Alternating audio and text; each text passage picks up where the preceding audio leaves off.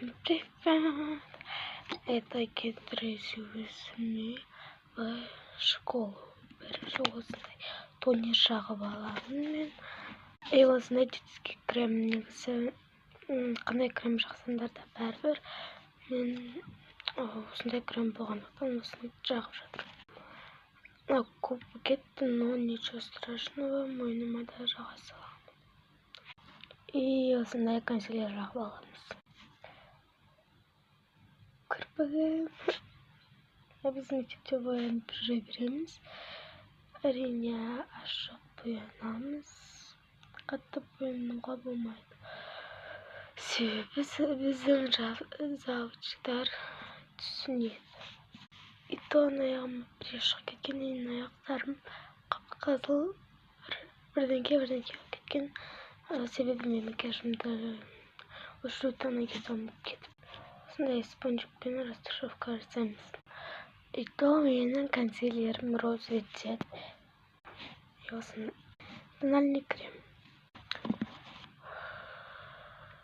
Осылай жағып алдым. Типа сары цвет деп ойладым, но ақ нормальный цвет екен, мен кішкене аш. И осылай консилерімді аяқтарыма жағып аламын, себебі ол розовый.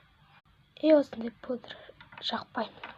Себебі біріншіден де жағам. Міне осындай түсемін, мен хайлайтерден кішкене аламын. И осылай хайлайтер жағып болдым. Аяқтарыма былай жақтым. Енді түсемін. Осындай қоңыр цвет аламын да аяғыма бір рет істеймін да бүйтіп жағамын. И көзім астына хайлайтер жақтым. И осындай қоңыр цветіне жақтым. Ол вообще білініп тұрған жоқ. Себебі бізге білдіріп әдемі болып тұру керек. И румяна жағамыз.